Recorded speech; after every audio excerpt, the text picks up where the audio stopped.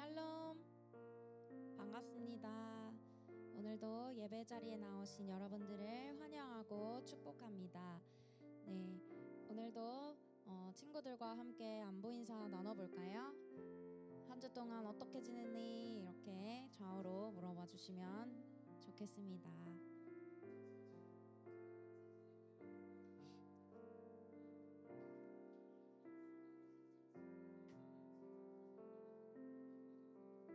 네, 멀리 있어도 옆에 한번 봐주세요.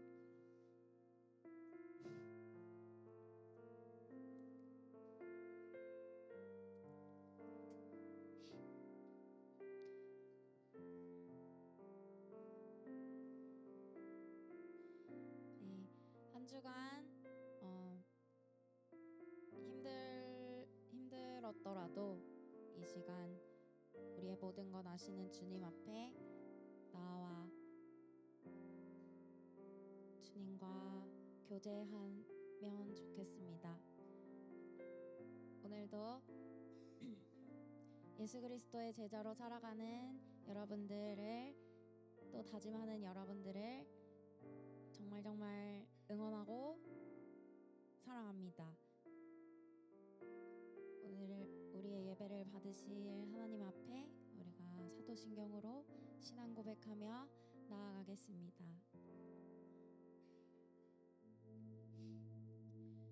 전능하사 천지를 만드신 하나님 아버지를 내가 믿사오며 그 외아들 우리 주 예수 그리스도를 믿사오니 이는 성령으로 잉태하사 동정녀 마리아에게 나시고 본디오 빌라도에게 고난을 받으사 십자가에 못 박혀 죽으시고 장사한 지 사흘 만에 죽은 자 가운데서 다시 살아나시며 하늘에 오르사 전능하신 하나님 우편에 앉아 계시다가 저리로서 산자와 죽은 자를 심판하러 오시리라.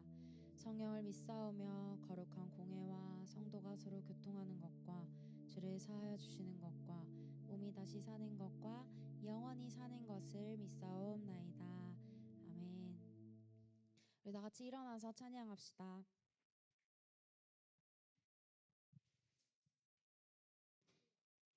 네, 다 같이 일어나서 찬양해 볼 건데요. 우리가 여기에 나오는 성경 인물들처럼 내가 주님과 함께 주님의 말씀으로 또한 주님의 사랑으로 이 세상을 승리하며 살아가겠습니다. 다 같이 고백하는 시간 되었으면 좋겠습니다.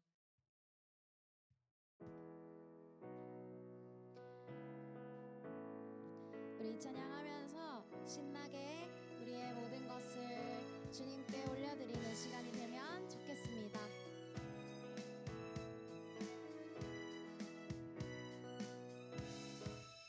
하늘에 불 내린 엘리야의 기도 사자도 굴복한 다니엘의 믿음 순종의 횃불로 승리한 기드온 마른 뼈를 다시 살릴 기적의 세대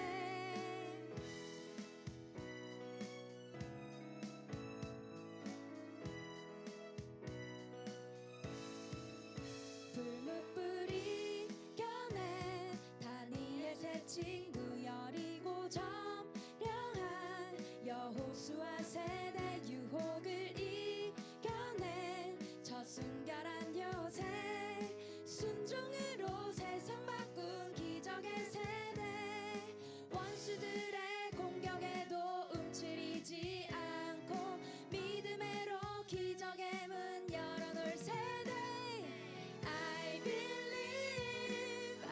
believe 일으키소서 미라클 제너레이션 I believe we are the miracle generation. 할렐루야. 우리가 다시 한번 가사 고백하시면서 우리의 신앙의 고백이 되었으면 좋겠습니다. 불사를 가르는 힘찬 연어처럼 세상의 유혹을 다 거스릴 세대 하나님 나라와 주신 사명 위해 불가능을 가능케 할 기적의 세대 잠시 잠깐 세상 나게 안주하지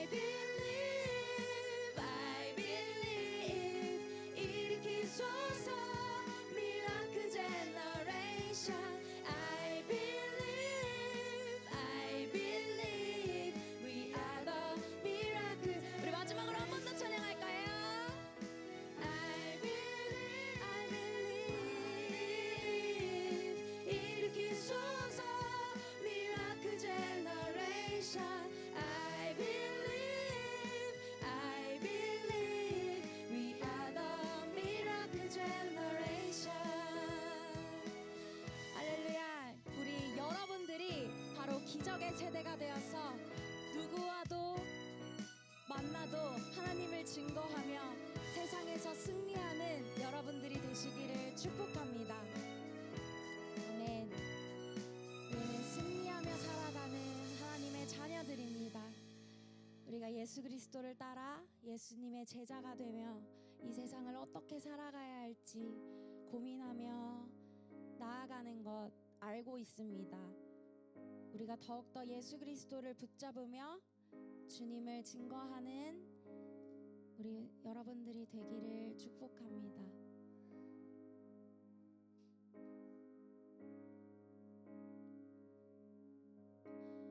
슬픈 마음이 있는 자, 몸과 영혼 병든 자, 누구든지 부르시오. 예수 이름 부르시오. 그 이름을 믿는 자, 그 이름을 부르는 자, 그가 어떤 사람이든 그는 구원 얻으리.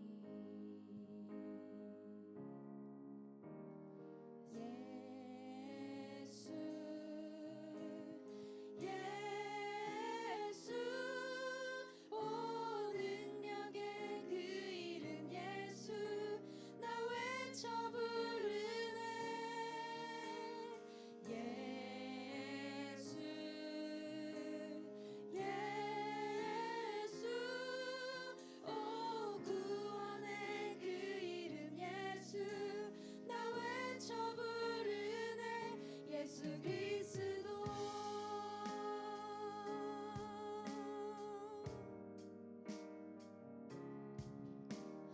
은금은 내게 없으나 나 가진 건 너에게 주니.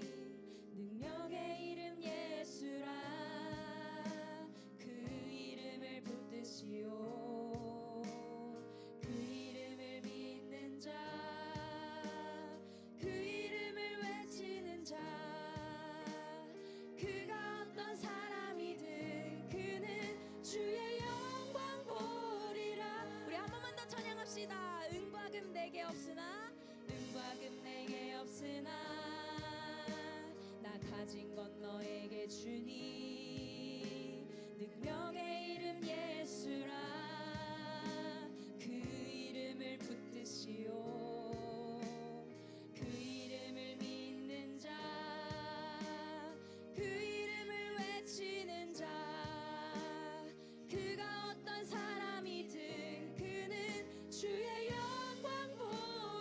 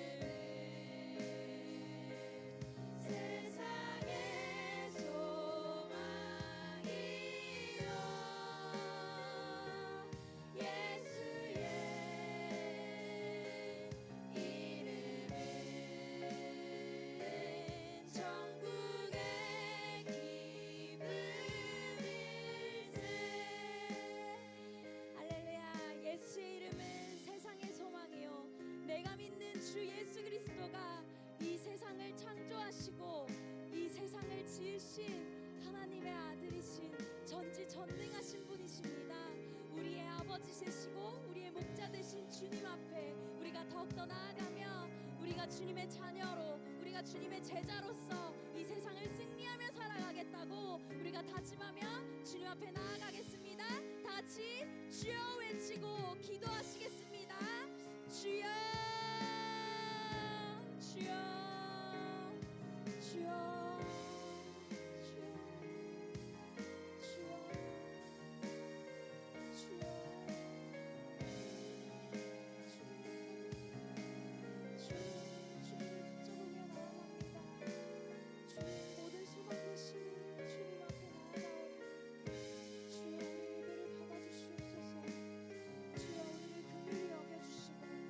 주여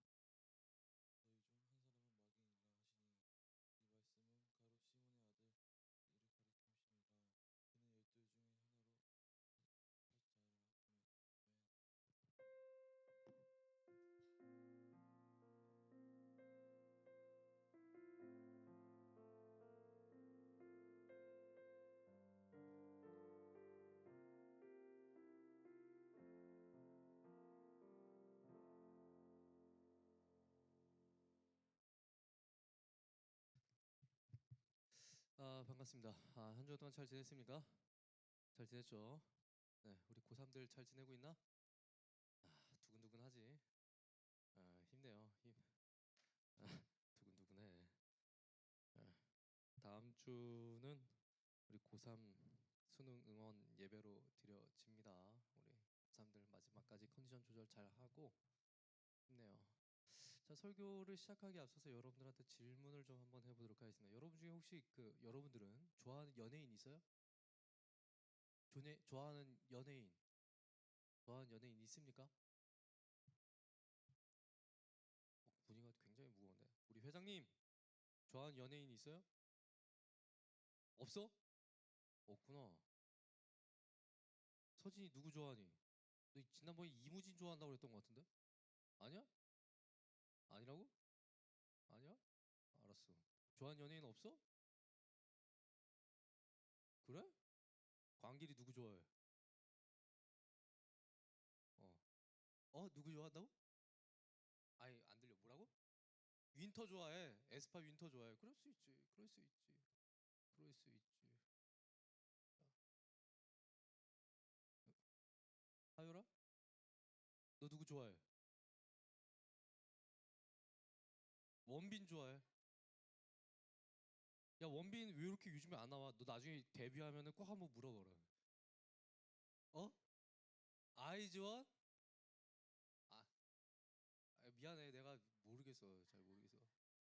여러분 그 연예인 중에 혹시 김태희라고 알고 있습니까? 김태희 알아요? 김태희? 어. 김태희가 제 20대 때는 여신이었어. 진짜 엄청 예뻐요. 실제로도 봤는데 고속터미널에서 이제 그 다이닝을 강남 센트럴시티에서 다이닝을 제가 한번 봤어요. 근데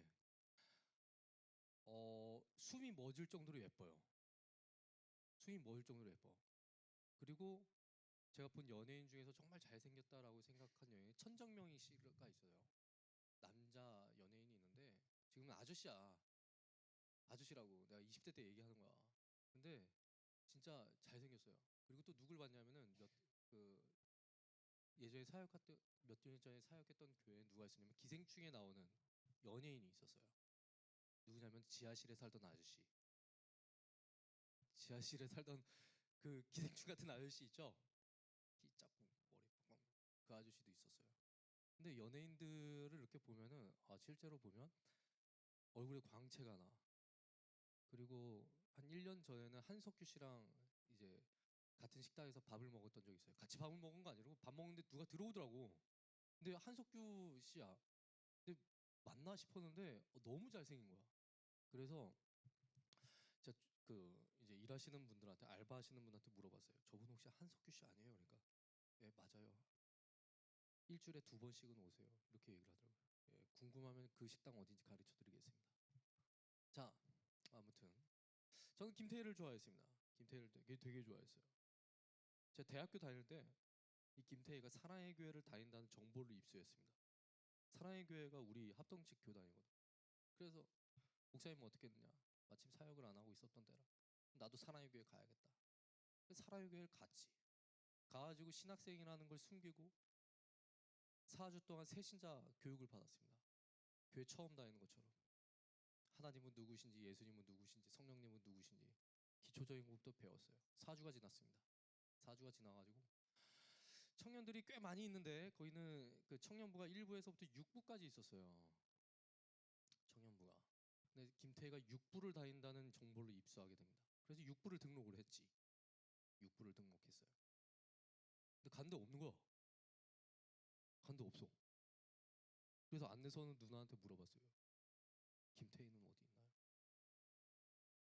그 안내서 누나가 저를 한심하게 쳐다보더니 이런 말을 했습니다. 태희는 천주교로 갔어요.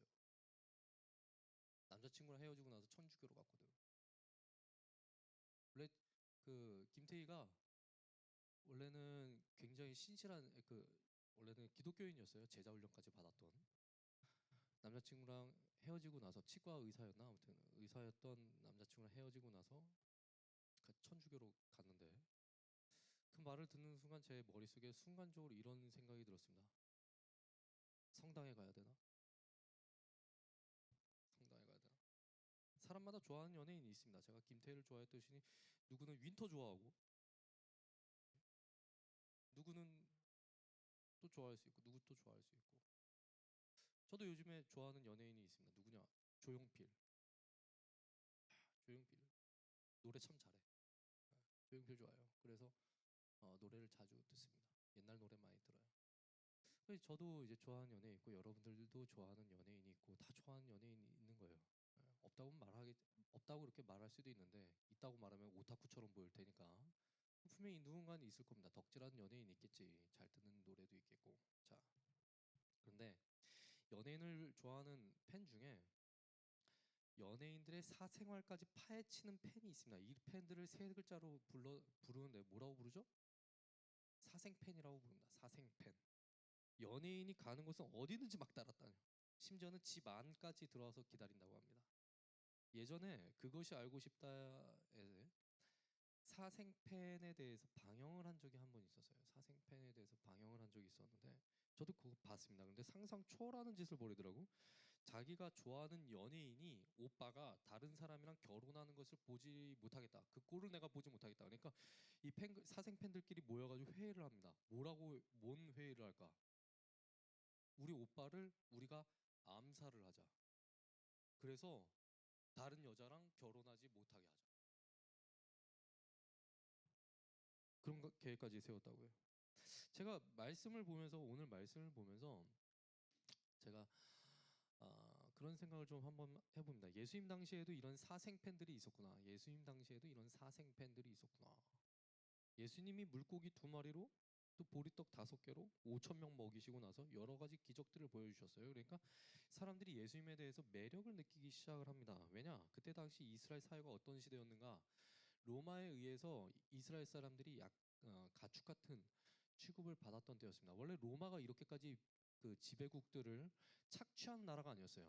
원래는 로마라는 나라가 커지게 된 게 주변국들을 잘 이제 통솔을 하고 그리고 자기들의 문화와 자기들의 어떤 그 커뮤니티로 끌어들이는 기술이 굉장히 탁월했기 때문에 로마가 급성장을 할 수 있었던 겁니다. 그런데 로마가 어느 순간에서부턴가 정복지에 대해서 좀 잔인한 그 정책을 펴요. 말을 안 듣는다. 그러면은 그 도시를 아예 초토화를 시켜버립니다. 그리고 가축같이 이제 취급을 해요. 근데 그 대표적인 예가 바로 이스라엘이었습니다. 그러니까 유대인들은 로마인들에 의해서 특히 이제 로마 군인들에 의해서 가축 같은 취급을 받고 있었는데 이런 시대 상황에서 예수님이 오셨어요. 예수님이 오셨는데 그때 당시 뭐 의료 기술이 뛰어났겠어요? 아니면 사람들이 배부르게 먹기나 하겠어요? 사람들이 너무 이제 배가 고파가지고 골골대고 있고 또 귀신 들린 사람들도 많이 있고 막 여러 가지 사람들이 많이 있는데 불쌍한 사람들이 있는데 예수님이 오셔가지고 병도 낫게 해주시고 먹을 것도 주시고 그리고 여러 가지 좋은 말씀도 해주시고 기적도 막 보여주시니까 사람들이 흥미를 느낍니다. 와 쩐다. 그러니까 사람들이 생각할 때 예수님은 어떤 사람이냐? 되게 좀 좋은 사람, 흥미로운 사람, 먹을 것도 주면서 볼거리도 제공해주는 사람. 그리고 나중에는 어떤 식으로 가냐면 로마로부터 자기들을 해방시켜줄 메시아, 정치적인 메시아로 생각을 합니다. 그렇게 해서 이제 제각각 목적이 다 달라. 어떤 사람들은 저희 가면 나 병 고칠 수 있어. 저희 가면 나 기적 볼 수 있어. 저희 가면은 나 먹을 거 얻을 수 있어. 저희 가면은 뭐 그냥 사람들 따라가니까 내가 좋아하는 애도 같이 따라가니까 나도 같이 가지 뭐 이러면서 그냥 예수님 막 따라다니기 시작을 해요. 자, 6장 초반을 보면 오늘 말씀 6장 초반을 보면은 초반에 오병이어 기적이 나오는데 그곳에 모여있던 사람들만 남자만 세더라도 몇 명이냐? 5천 명. 성인 남자만 세더라도 5천 명. 여자와 어린아이까지 포함하면은 보통 그 굉장히 많았을 거라고 생각해. 10,000명 이상. 예를 들어서 뭐 한 2만 명 이상 될 것으로 생각을 합니다. 근데 이 사람들이 자기 생업에는 신경을 쓰지 않고 예수님을 따라갑니다. 심지어는 먹을 것도 가지고 오지 않고 그냥 대책 없이 예수님 막 따라다녀요. 그런데 예수님의 특징이 있어요. 뭐냐? 불쌍하게 여기셨다는 거. 이 사람들을 보고 불쌍히 여기셨다라고 합니다. 마태복음 14장 14절을 보니까 예수님이 무리를 보시더니 하시는 얘기가 불쌍히 여기노라. 자신의 생계까지, 그러니까 자기가 해야 할 일들까지 다 내팽개치고 온 사람들까지 예수님은 불쌍히 여기시고 그들을 향해서 먹을 것을 주시고 가르쳐 주셨다라는 겁니다. 먹을 것을 주셨다라는 거예요. 이 사생팬들까지. 그런데 이 사람들이 배불리 먹고 난 후에 반응을 한번 보시기 바랍니다. 6장 15절을 보니까 이 사람들이 뭘 하려고 하느냐? 예수님을 왕으로 삼으려고 합니다. 예수님을 왕으로. 근데 66절 보니까 예수님을 따르던 그 많은 사람들이 예수님을 떠나기 시작을 해요. 이제 예수님을 버리고 가기 시작을 합니다. 왜? 자기의 생각, 자기의 요구, 자기가 원하는 것과 예수님이 말씀하시는 게 전혀 다르니까 그냥 예수님을 그냥 버리고 가는 거예요. 지금까지는 예수님을 막 죽기 살기로 막 쫓아다닙니다. 그런데 이제는 예수님을 버리고 다 도망가요. 저는 오늘 말씀을 보면서 하나 생각을 해보게 됩니다. 우리 사회에 안티 기독교가 이제 활발하게 움직이고 있습니다. 조직적으로 움직이고 있어요. 그리고 여러분들과 같은 청소년 세대, 자녀 세대들이, 그리고 저와 같은 중년 세대들이 우리 기독교를 떠나고 있습니다. 통계적으로도 그래요. 심각할 정도로 기독교 인구수가, 기독교를 믿는 사람들의 숫자가 점차 줄어들고 있습니다. 그리고 가속화가 되고 있어요. 더욱 심각한 문제가 있습니다. 예수님의 제자가 되고 싶습니다. 내가 예수님을 믿고 싶습니다. 내가 예수님을 믿습니다라고 말은 잘해. 그런데 말은 잘하는데 실제 생활에서 예수를 믿는 것처럼 살지를 않아. 그리고 자기의 상황 속에서 자기가 원하는 그런 가치관과 성경의 가치관이 충돌을 하면 아주 쉽게 성경적인 가치관을 그냥 포기를 해버려요. 그냥 포기를 하고 그냥 지 승질대로 살아간다는 겁니다. 예수님의 팬과 예수님의 진짜 제자를 구별하는 그 기준은 과연 무엇일까? 그래서 그런 것들을 오늘 한번 여러분들과 함께 한번 생각을 좀 한번 해볼까 합니다. 자, 오늘 말씀 속에 나타난 예수님을 떠나는 사람의 첫 번째 유형은 뭐냐면 그냥 겉으로만 따라다니는 사람, 그냥 겉으로만 따라다니는 사람. 자, 말씀을 보면 네 가지 유형의 사람들이 있었어요. 첫 번째 그 유형은 뭐냐면은 세상의 성공과 축복만을 바라고 따라다니던 사람. 두 번째는 말씀에 대해서 불평하고 비판적인 태도로 일관하는 사람들. 그러니까 바리새인 같은 사람들. 그리고 기적을 보고 말씀을 들어서 예수님을 믿을 수 있는 기회가 있었지만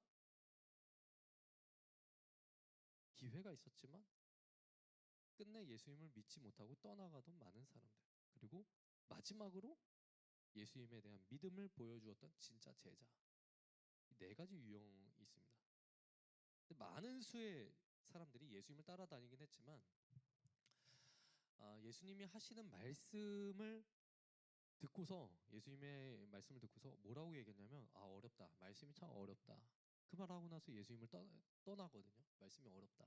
예수님께서 하시는 말씀이 어렵다라고 하고서 예수님을 버리고 떠나갑니다. 그런데 예수님의 말씀을 어렵다라고 했을 때 이 어렵다라는 표현이 의사소통이 어렵다 또는 교육학적으로 어렵다, 내가 알아듣기 어렵다, 이런 뜻으로 어렵다라고 말한 게 아니에요. 뭐냐면은 자기가 원하지 않았기 때문입니다. 자, 8장 43절부터 47절까지 있는 말씀을 한번 읽어보도록 하겠습니다. 제가 한번 읽어볼게요. 자, 예수님께서 하시는 말씀인데요. 이 말씀이 있습니다. 어찌하여 내 말을 깨닫지 못하느냐? 이는 내 말을 들을 줄 알지 못함이로다. 너희는 너희 아비 마귀에게서 났으니 너희 아비의 욕심대로 너희도 행하고자 하느니라. 그는 처음부터 살인한 자요 진리가 그 속에 없으므로 진리에 서지 못하고 거짓을 말할 때마다 제 것으로 말하나니 이는 그가 거짓말쟁이요 거짓의 아비가 되었음이라. 내가 진리를 말함으로 너희가 나를 믿지 아니하는도다. 너희 중에 누가 나를 죄로 책잡겠느냐? 내가 진리를 말하는데도 어찌하여 나를 믿지 않느냐? 하나님께 속한 자는 하나님의 말씀을 듣나니 너희가 듣지 아니함은 하나님께 속하지 아니하였음이로다. 예수님께서 말씀을 하시는데 믿으려고 하질 않아요.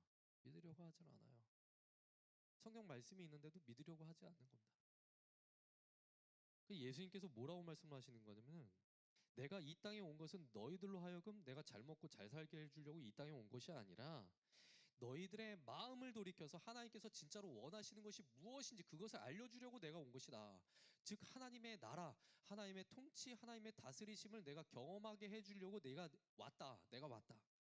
너희들이 추구해야 되는 것은 이 땅에 있는 돈 잘 벌고 건강하고 성공하고 그런 것들이 아니라 너희 삶 속에 하나님께서 채워주시는 뭔가 특별한 혜택들, 그것을 은혜라고 부르는데, 그 은혜들이 너희들의 삶을 어떻게 바꾸는지, 그것들을 너희들이 추구해야 되고 너희들이 하나님께 기도해야 되고 바라야 된다. 그것들을 알려주시려고 하는데, 그것들을 사람들이 거부하는 거예요. 거부를. 그리고 겉으로 드러난 예수님의 모습만을 보면서 그냥 따라오는 겁니다. 쉽게 말하면 이런 거죠. 교회 갔는데 교회가 너무 재밌어. 교회가 너무 재밌어. 교회 가니까 뭐 여러 가지 것들도 주고, 그리고 교회 갔는데 예쁜 사람들도 많이 있고 멋있는 사람들도 많이 있고, 교회 갔는데 내 생활에 도움이 될 만한 일을 막 해. 그런 일들을 하는 사람들이 많이 있어. 그 로마 시대 때도 그랬거든요. 로마가 기원후 AD 330년경 밀라노 칙령에 의해서 로마의 국교로 인정이 됩니다. 근데 그때서부터 교회가 좀 이상해지기 시작했어요. 왜냐? 로마의 황제에게 잘 보이기 위해서 많은 정치인들이 교회로 몰려왔습니다. 이 사람들은 예수님의 말씀에 관심이 없었어요. 자기가 선고하는 것에만 관심이 있었다는 것이죠. 근데 그런 사람들이 오늘날에도 있어요. 교회 안에도 있고. 그런 유형의 사람들이 첫 번째 유형의 사람들입니다. 다음 예수님을 떠나는 사람의 두 번째 유형은 무엇이냐? 유형이 무엇이냐? 믿지 않는 사람들. 여러 명의 제자들이 예수님께 하시는 말씀에 대해서 부정적인 반응을 보이니까 예수님은 강력한 결단을 내리십니다. 강력한 결단을 요구해요. 그리고 제자들 중에 많은 사람들이 예수님을 떠납니다. 64절 보니까 예수님께서는 그러나라고 말씀을 하시면서 반전을 말씀을 하십니다. 예수님을 따르는 제자 중에서도 예수님을 믿지 않는 사람들이 있다는 겁니다. 근데 더 충격적인 말씀이 있어요. 70절 말씀입니다. 70절. 많은 제자들이 떠나고 이제 정예 중에 정예인 12명의 제자가 남았는데 그 중에서도 한 명이 마귀라는 거예요. 자신을 팔 제자가 있다. 정예 중에서도 자기를 따르는 사람들 중에, 제자들 중에 잘못된 동기로 예수님을 끝까지, 그러니까 막판까지 따라가는 그런 마귀가 한 명 있다라는 것을 말씀하시는 겁니다. 예수님은 계속해서 예수님을 떠나가는 제자들에게, 그리고 예수님을 온전한 마음으로 따르지 않았던 가룟 유다에게 회개할 기회를 주셨어요. 그런데 가룟 유다는 끝까지 회개하지 않습니다. 끝까지 자기 욕심대로 행동을 해요. 막판까지 예수님을 저울질합니다. 내가 예수님을 따르는 것이 나에게 이득이 있을까? 아니면 그냥 예수님을 버리는 것이 나에게 있어서, 내 생활에 있어서 이득이 있을까? 이것을 막판까지 재다가 결국에는 예수님을 팔아 넘깁니다. 자, 이러한 점에서 신약 성경이 우리에게 한 가지 가르침을 주는데, 히브리서 3장 8절 말씀에 보니까 이렇게 있습니다. 광야에서 시험하던 날에 거역하던 것 같이 너희 마음을 완고하게 하지 마라. 하나님은 계속해서 사람들에게 예수님을 따라가겠다라고 말하는 사람들에게 계속해서 회개할 수 있는 기회를 주시는 분입니다. 너 그렇게 살면 안 된다. 너 그렇게 신앙생활하면 안 된다. 너 그렇게 교회 다니면 안 된다. 너 그렇게 하나님 믿으면 안 된다. 계속해서 회개할 기회를 주시는데, 문제는 끝까지 회개하지 않는 사람들이 있다라는 거예요. 그리고 회개하지 않을 뿐더러 마귀의 도구가 될 수도 있다. 즉 마귀처럼 행동할 수 있다라는 것을 예수님이 말씀하고 계십니다. 예수님이 마태복음 7장에 보면 무시무시한 말씀을 하시거든요. 무슨 말씀을 하시냐? 열매로 그들을 알리라. 많은 거짓 선지자들이, 또한 많은 가짜 신앙인들이 예수를 믿는다고 말하면서도 예수를 진짜로 믿는 사람들과 똑같이 행동을 하고 똑같은 일들을 벌일 수 있다라고 말을 합니다. 똑같이 예배하고 똑같이 찬양팀을 할 수 있어. 똑같이 교회에서 뭐 교사로서 봉사할 수 있고, 똑같이 교회에서 주차 봉사할 수 있고, 똑같이 성경 말씀 전할 수 있어요. 목사들 될 수 있다, 이 말입니다. 그런데 그런 사람들이 나중에 어떻게 되느냐? 심판대 앞에서 주여 주여 우리가 주의 이름으로 귀신도 내쫓았고 여러 가지 일들을 행했습니다. 그런데 예수님께서 뭐라고 말씀을 하시느냐? 불법을 행하는 자들아 내게서 떠나거라. 난 너희들을 도무지 알지 못한다. Go to the hell. 그렇게 말씀하신다는 겁니다. 기준이 무엇인가? 참된 제자냐 가짜냐 이거를 구분짓는 기준이 무엇이냐? 삶의 열매가 무엇이냐? 맨 앞에 앉았어.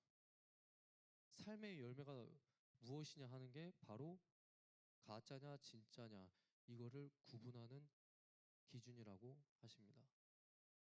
여러분 현상과 본질이라는 게 있어요. 현상과 본질이라는 게 있습니다. 여러분들 마음이 기쁘면 어때요? 마음이 기쁘면 웃음이 나오죠. 마음이 진짜로 기쁘면 정말로 좋은 일이 있거나 기쁜 일이 있으면 마음에서부터 우러나오는 그런 얼굴 표정이 있습니다. 근데 여러분들이 개그 프로그램을 보면서 개콘을 보면서 순간적으로 뇌에 입력이 되고 바로 나타나는 건 현상이라고 볼 수가 있어요. 마음이 즐겁지 않은데 웃을 수 있어요. 마음이 즐겁지 않은데 다른 어떤 요인에 의해서 웃을 수 있습니다. 그런데 마음이 진짜로 즐겁고 너무나도 좋아서 웃는 그런 웃음과 개콘 보면서 그냥 웃는 거하고는 차이가 있어요. 개콘 보면서 웃는 거는 현상이고 진짜로 여러분들의 마음이 즐거워서 웃음이 나오는 건 그건 본질이라는 겁니다. 근데 신앙생활도 마찬가지예요. 제가 우리 제자반 학생들한테 누누이 이야기를 했는데 신앙생활에 있어서 현상과 본질을 잘 구별을 해야 됩니다. 우리 학생들이 찬양팀으로 열심히 봉사를 하고 있어. 봉사를 하고 있는데 이거는 어찌 보면 현상입니다. 그런데 우리 기독교에서 제일 중요하게 여기는 건 뭐냐면은 현상이 아니에요. 성령의 9가지 열매가 있습니다. 사랑과 희락과 화평과 사희 화오 자양 충온절. 사랑과 희락과 화평과 오래 참과 자비와 양선과 충성과 온유와 절제. 이건데 고린도전서를 보면은 고린도 교회가 이걸 잘 하지 못해서 사도 바울한테 박살이 납니다. 왜냐? 고린도 교회는 남을 고치는 병 고침의 은사가 있는 사람도 있었고 예언을 하는 사람도 있었고 방언하는 사람도 있고 성령의 은사가 너무나도 많았어. 근데 이게 현상이었어. 근데 이 사람들한테 제일 중요한 게 없었어요. 뭐냐? 본질이 없었어요. 그래서 바울이 고린도전서 13장에서 사랑을 이야기를 하는 겁니다. 나타나는 현상이 중요한 게 아니라 본질이 중요하다. 현상은 거짓 선지자도 따라할 수 있다. 가짜도 따라할 수 있다. 그러나 예수님이 원하시는 것은 본질이다. 가짜도 귀신 내쫓을 수 있고 가짜도 방언할 수 있고 가짜도 다 할 수 있어요. 얼마든지 찬양팀 봉사할 수 있다니까. 근데 제일 중요한 거는 본질이에요. 본질.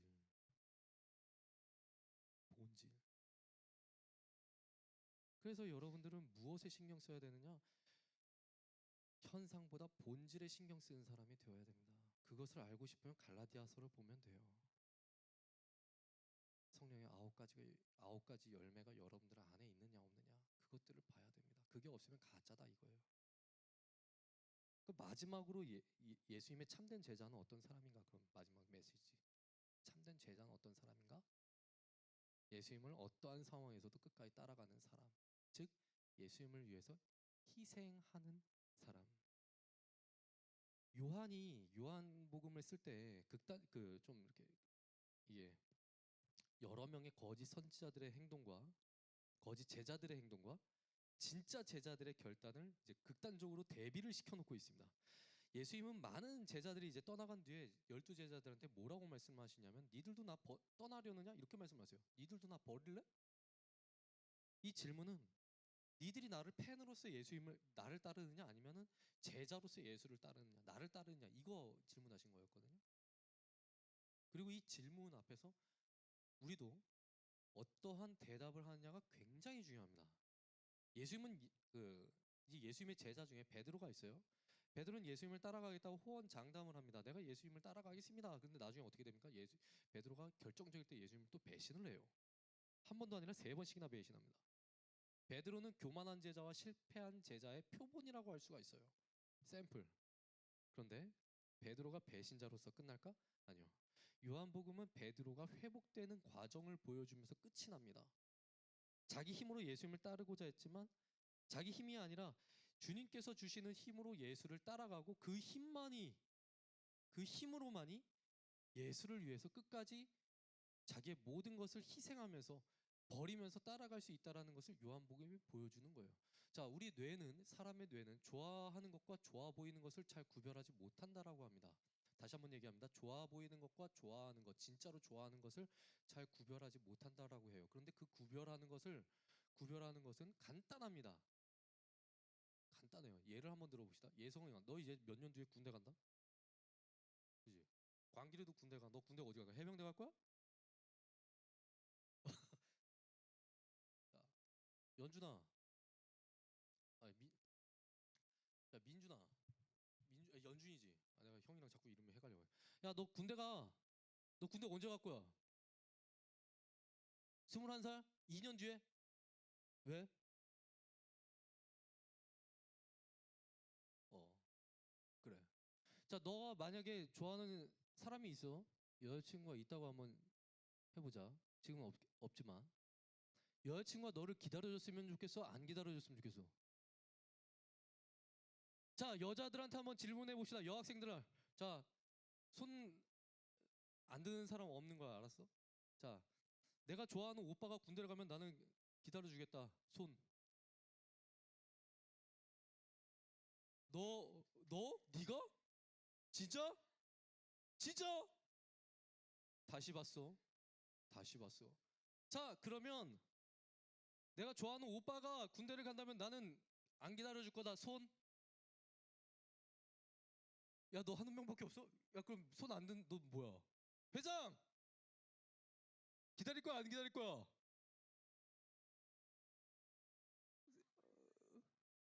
안 사겨?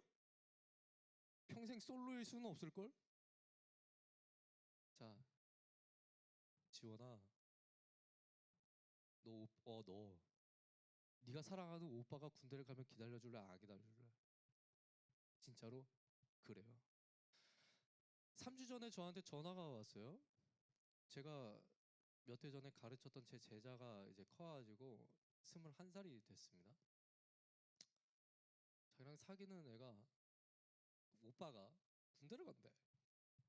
그러면서 울면서 전화가 왔어요. 전 이 오빠를 너무 사랑하는데 군대를 가서 헤어져면 안 돼요. 제가 그랬습니다. 그거 진짜로 좋아하는 거 아니야. 간단하거든요. 질문 하나에 간단해. 좋아하는 것과 좋아 보이는 것은 간단합니다. 질문 하나에 다 무너지게 되어 있지. 무엇이냐? 그 대상을 위해서 희생할 수 있느냐? 그 대상을 위해서 시간이라는 것을 희생할 수 있느냐? 진짜로 좋아하면 자기가 좋아하는 사람을 위해서 시간을 희생을 할 겁니다. 그런데 좋아 보이는 거지 그냥 진짜로 좋아하는 게 아니다. 그러면 간단해요. 빠이 하는 겁니다. 그냥 꺼져. 그리고 헤어지는 거예요. 자, 영화 중에 옛날에 한 60년대인가 50년대인가 언제 나온 영화인지도 모르겠네요. 헐리우드 영화 중에 코어바디스라는 영화가 있었습니다. 여러분들 아십니까? 제가 어렸을 때 이거 토요일 명화라고 하면서 밤에 틀어주던 영화였어요. 가끔씩 가다 저도 이제 유튜브 찾아가고 보긴 하는데, 자, 이 영화를 보시게 되면은 네로라는 황제가 로마에다가 불을 질러버립니다. 들어봤지? 네로 황제가 미쳐가지고 로마에다가 불을 질러버려. 그런데 사람들이 그걸 보고 불이 났으니까 황제를 이제 그 폐위시키려고 합니다. 폭동이 일어나요. 네로가 자기에게 쏟아지는 모든 비난을 돌리기 위해서 기독교인들에게 타겟을 돌립니다. 그래서 기독교인들을 어떻게 했느냐? 잡아다가 기독교인들의 몸에다가 타르를 발라버려요. 제가 알고 있기로는 타르가 저기 가연성 물질인데 이게 아스팔트 만들 때 쓰는 걸로 제가 알고 있어요. 아무튼 타르 같은 건데 타르인데 이거 기독교인들의 몸에다가 바른 다음에 장대에다가 묶어버립니다. 그러고 나서 불을 붙여요. 그리고 기독교인들이 그렇게 불붙어가지고 비명을 질러갈 때 네로가 그것들을 보면서 하프를 타면서 연주를 했다라고 합니다. 많은 기독교인들이 잡혀가지고 죽임을 당하는데 이때 베드로도 로마를 떠나요. 로마를 떠나. 자, PPT 좀 보여주세요. 짠, 이 사람이 네로야. 네로 왕자. 그런데 로마를 떠나는 베드로 앞에 누가 나타나는가 하면 예수님이 나타나셔. 예수님이 베드로를 지나쳐서 예수님이 로마로 들어갑니다. 로마로 다시 들어가. 베드로가 그 환상을 봅니다. 환상 속에서 베드로가 이렇게 묻습니다. 예수님 어디로 가십니까? 주여 어디로 가십니까? 쿠아바디스 도미네. 어디로 가십니까? 그러니까 예수님이 환상 속에서 뭐라고 대답을 하시는가? 나는 다시 한번 십자가에 못 박히러 로마로 간다. 예수님도 상남자지. 다시 한번 십자가에 못 박히러 로마로 간다. 이 말씀을 들은 베드로가 도망을 치던 길에서 즉시 되돌이킵니다.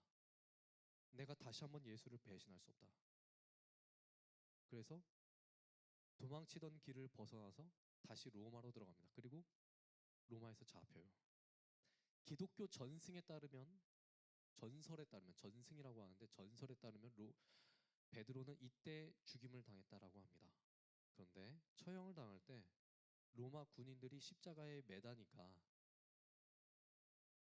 내가 예수님과 어떻게 같은 사형 방식을 당할 수 있겠는가? 똑같은 방식으로 죽을 수 있겠냐면서 어떻게 되느냐? 십자가에 거꾸로 매달려 죽었다라고 합니다. 십자가에 거꾸로 못 박혀서 죽였다고 해요. 베드로는 예수님을 배신을 했지만 진짜 예수님을 만나고 나서 예수님을 위해서 자신의 목숨을 희생을 했어요. 끝까지 예수님을 따라갑니다. 우리 제자 훈련을 했어요. 우리 부서에서 17주 동안 제자 훈련을 했습니다. 이제 어제로서 끝이 났어요. 전반기에 10주, 후반기에 7주 이렇게 해서 17주를 했는데 끝까지 남아서 했던 친구들이 4명이 있습니다. 아영이가 있었고 주원이가 있었고 연서가 있었고 준혁이가 있었어요. 4명의 학생들. 제자 훈련의 목적이 뭔지 압니까? 교회에서 제자 훈련을 많이 할 거예요. 그런데 제자 훈련의 목적이 무엇이냐? 제가 우리 학생들한테 누누이 강조했던 것이 있습니다. 이거는 성경 공부가 아니다. 제자 훈련을 성경 공부라고 생각하면 망합니다. 절대로 안 돼요. 많은 사람들이 제자 훈련을 받지만 제자가 되지 않는 이유는 성경 공부라고 생각을 했기 때문에 시간 낭비한 거예요. 제자 훈련의 핵심은 무엇이냐? 순종과 헌신입니다. 제자 훈련의 목적은 순종과 헌신이에요. 예수를 알았다고 해서 내가 성경을 안다고 해서 지 마음대로 사는 게 아니라 지 승질 부릴 거 다 부리면서 미친 사람처럼 날뛰면서 사는 게 아니라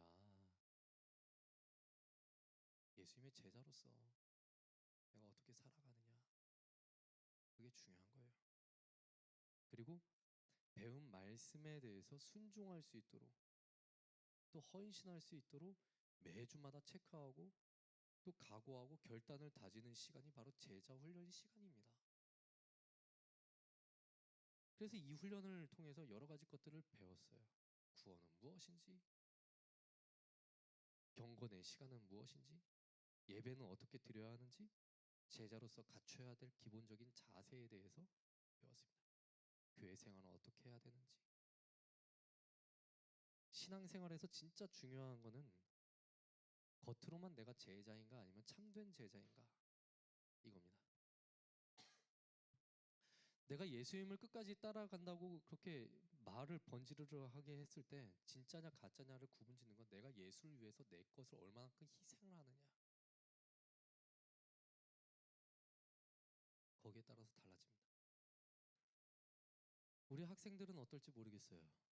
아직 자라나는 학생들이라서 어떠한 모습으로 성장하는지 모르겠습니다. 그런데 여러분들이 배운 것들을 가지고 여러분들은 성장을 해서 열매를 맺을 겁니다. 지금 여러분들이 새싹이에요.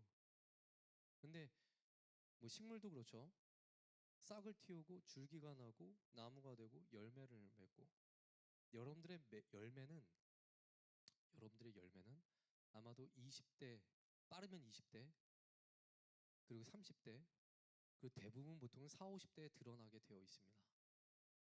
어떠한 열매를 맺어갈 것인지, 여러분들이 어떤 열매를 맺어갈 것인지는 그때 어른이 되어서 드러나게 되어 있어요. 삶에서 어떤 열매를 맺어갈 것인지. 그리고 그것을 지금 주일학교 때, 청소년기 때 그것이 여러분들의 열매를 좌우하게 될 겁니다. 사람 잘 안 변하거든. 전 여러분들이 끝까지 예수를 따라가는 사람으로서 예수님을 위해서 희생할 줄 아는, 자신의 귀한 것들을 희생하고 자신의 가치관을 변화시켜 나가는 그건 예수님의 참된 제자가 되었으면 좋겠습니다. 그렇게 되기를 축복해요. 자, 우리 같이 찬양하도록 하겠습니다. 예수의 길이라는 건데요. 수련회 때 많이 불렀죠. 자, 우리 함께 찬양 불러보도록 하겠습니다.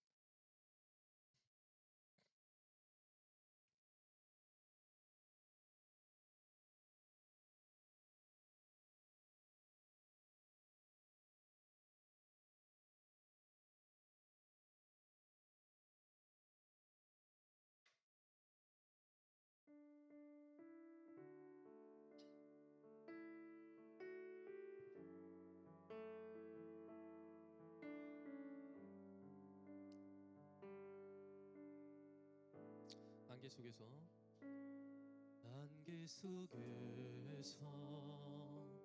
주님을 보내 아무도 없을 것 같던 그곳에서 손 내미셔서 나를 붙드네. 내 길 잃고 쓰러져 가던 그곳에서 주 말씀하시네. 내 손 잡으라고. 내가 곧 길이요 진리 생명이니 나 그 길을 원해. 주의 비하신 곳 다른 길로 돌아서지 않으리. 예수의 길, 그 좁은 길 나는 건네. 주 손잡고 그 무엇도 두렵지 않네. 주님 주신 약속 내게 있으니 세상의 길, 그 엄한 길 승리하네. 성령으로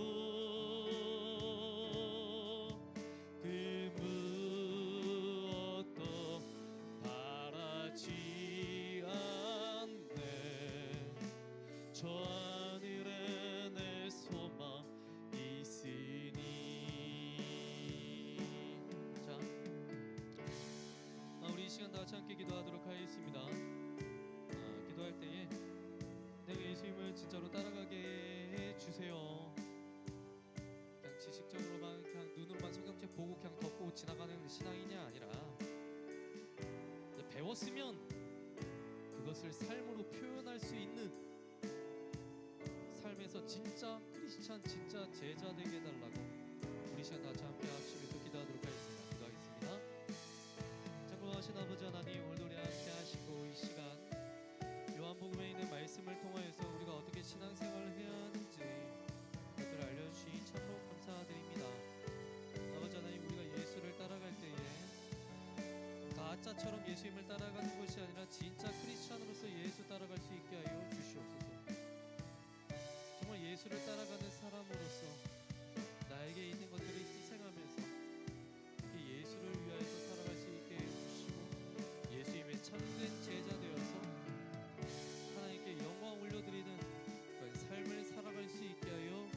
주시옵소서.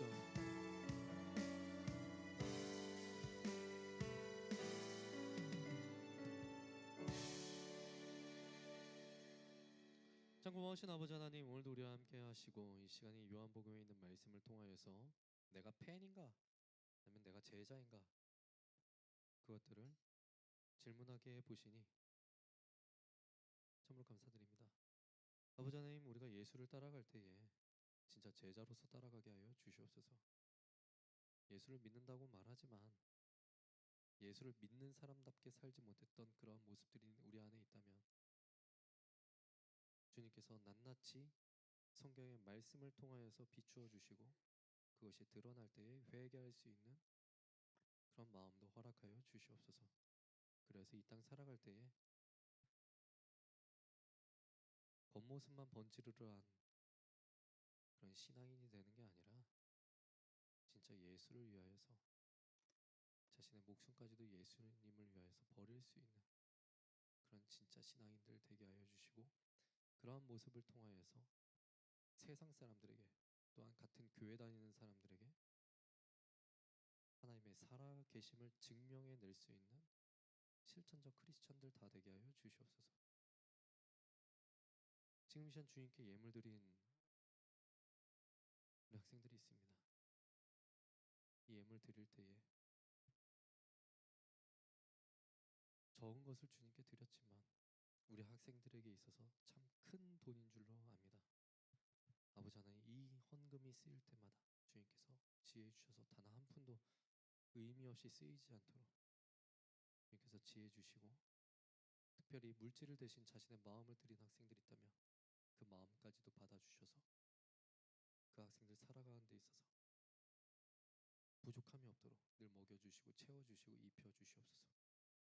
예수님의 이름으로 기도하오며 이제는 우리 주 예수 그리스도의 은혜와 하나님 아버지의 무한하신 사랑과 성령님의 교통하심이 지금 이 시간 진짜로 제자되어 예수를 따라가기로 결단한 모든 심령들 위해 이제부터 영원 무궁토록 그 은혜가 함께 있을지어다.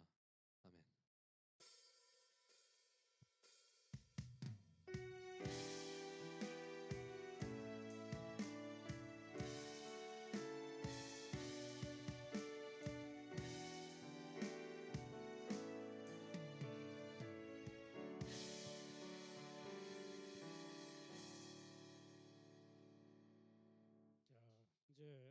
이제 11월입니다.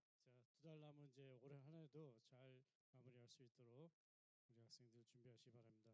자, 11월 생일인 선생님들하고 우리 학생들 축하드리고요. 잠시 뒤에 생일 축하 행사 갖도록 하겠습니다.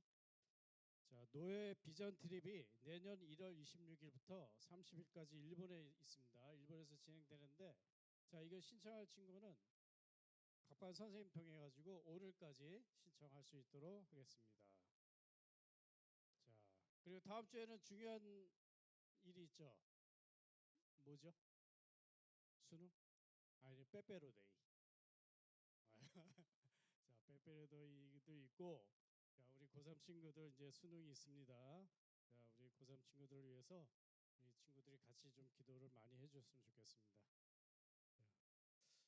부장님이 어저께 그 수능 국어 시험 보는 꿈을 꿨는데 그 문제 3문제를 제가 알려드릴게요. 잘 받아 적으세요. 제 꿈에 AI하고 에이펙하고 히토류 이 3가지 문제가 나왔어요. 예, 집에 가서 한번 공부해 보세요. 네. 자, 입교문답이 11월 8일 이번 주 토요일 오전 11시에 교회에서 있습니다. 우리 환희 친구는 준비할 수 있도록 합시다. 자, 생일 축하 행사 하도록 하겠습니다.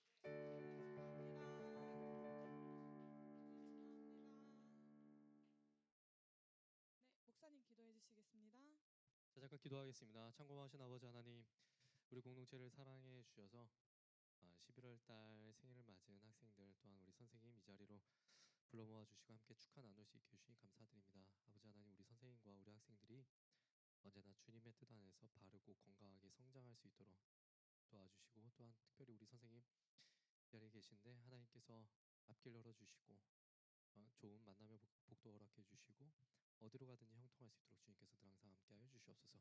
예수님의 이름으로 기도합니다. 아멘.